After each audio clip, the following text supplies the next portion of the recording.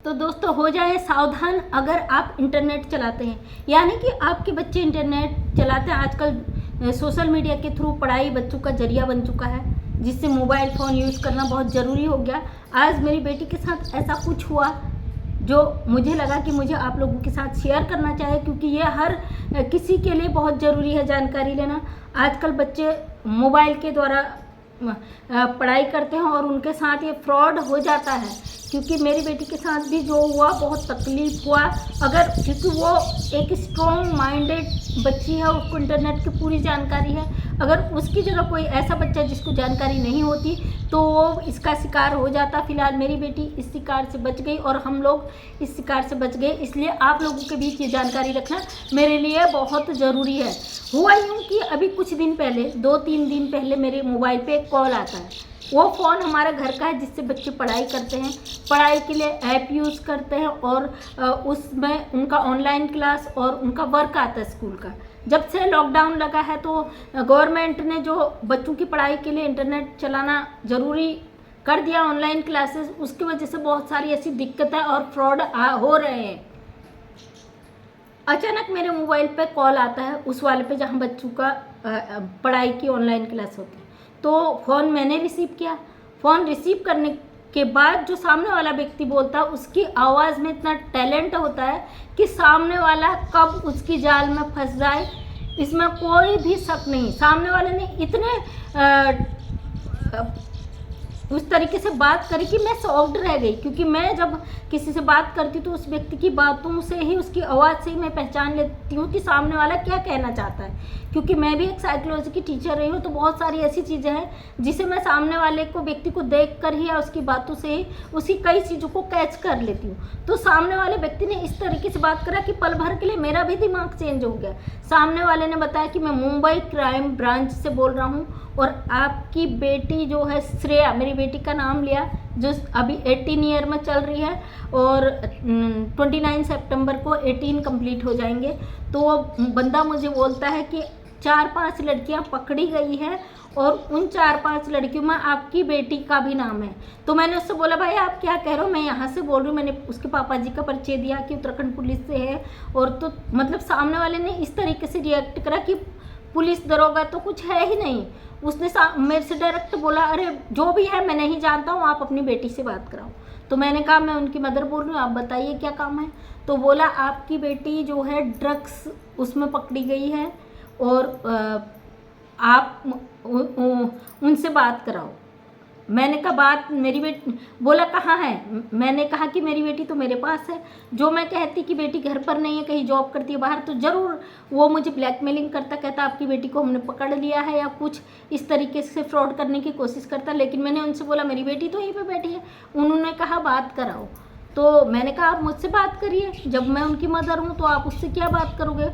वो बंदा इस लहजे में बोला कि मैं अपनी बेटी को फ़ोन देने को मजबूर हो गई। बोला कि आप फ़ोन दीजिए उसको, मैं उसकी बात कर रहा हूँ, मैं क्राइम ब्रांच से बोला। मतलब इस तरीके से जो एक पुलिस प्रशासन बात करता है, बड़ा अधिकारी, उस तरीके से उस बंदे ने बात करा। तो मैंने थोड़ा सा आवाज़ म्यूट करके अपनी बेटी से कहा, इस तरीके से फ़ोन आ रहा, कौन है, क्या है, आपकी आईडी से कैसे मतलब उसको आपका नंबर मिल गया। तो मेरी बेटी ने एकदम से फ़ोन छीना मेरे हाथ से। फ़ोन छीन कर जो उसने गाली दी है ना भैया, तो मैं भी उससे देखे रह गई कि कैसे तुम गाली दे रही हो। बोली नहीं ये फ्रॉड ग्रुप है और इस तरीके से देखता है आईडी किसकी है, कैसी है, क्या है, तो उस तरीके से टारगेट करता है, लोगों को फंसाता है और इस तरीके के फ़ोन में आते रहते हैं। आप उस पर टेंशन मत लीजिए, क्योंकि इंटरनेट का मुझे इतना नॉलेज नहीं है, हमें इतना समय नहीं होता कि हम इतनी छानबीन करें। और आजकल के बच्चे कंप्यूटर वगैरह के कीड़े होते हैं, क्योंकि उनको शुरू से ही ट्रेनिंग दी जाती है स्कूल में, तो उन्हें सब चीज़ की जानकारी होती है। बेटी ने इतनी गालियाँ दी और मैंने भी पहली बार उसके मुँह से ऐसी गालियाँ सुनी तो मैं शॉक्ड रह गई। मैंने बोला आप इस तरीके से गाली दे रही, बोली है यही भाषा समझते हैं। तो दोस्तों ये एक ऐसा ग्रुप चल रहा है जो बच्चियों को खासकर टारगेट करता है, उनको देखता है, उनकी आईडी को नंबर कहीं से निकाल कर और उनको टारगेट करता है, उनको ब्लैकमेल करता है कि आपके बच्चे ड्रग्स उसमें पकड़े गए हैं, इतना इतना। हो सकता है मैं उस चीज़ को रिएक्ट करती या डर जाती है इस तरीके से, तो वो टारगेट करते। उसने मुझसे बोला कि आपकी बेटी नहीं, उसके ग्रुप के, जब मैंने उसको बोला मेरी बेटी यहाँ पे है, तो उसने बोला आपकी 5 लड़कियाँ पकड़ी गई हैं, श्रेया कहाँ है। तो डायरेक्ट बेटी का नाम लिया। हम लोग देखो माँ हैं, कितने स्ट्रॉन्ग हो, कितने फील्ड में हम काम करें, कितने क्षेत्र में काम करें, लेकिन अपने बच्चे के लिए हर माँ चिंतित होती है कि आखिर हमारे बच्चे के लिए ऐसा कॉल क्यों आया। तो डर जैसा लगा बहुत, अंदर से मुझे भी कभी कभी हुई कि भैया ऐसा फ़ोन कैसे आ गया, क्योंकि हमारे बच्चे 24 घंटे हमारे नज़रों के सामने में रहते हैं, स्कूल से घर, घर से स्कूल, उतना ही उनका दिनचर्या होता है, वो भी लेने और पहुंचाने खुद पेरेंट्स जाते हैं। उसके बाद स्कूल में गेट बंद हो जाता है और बच्चा सीधे घर आ रहा है, घर के गेट पे उतर रहा है। तो उसके बाद अगर ऐसे कॉल आ रहे हैं तो उसका एक ही माध्यम हो सकता है, इंटरनेट।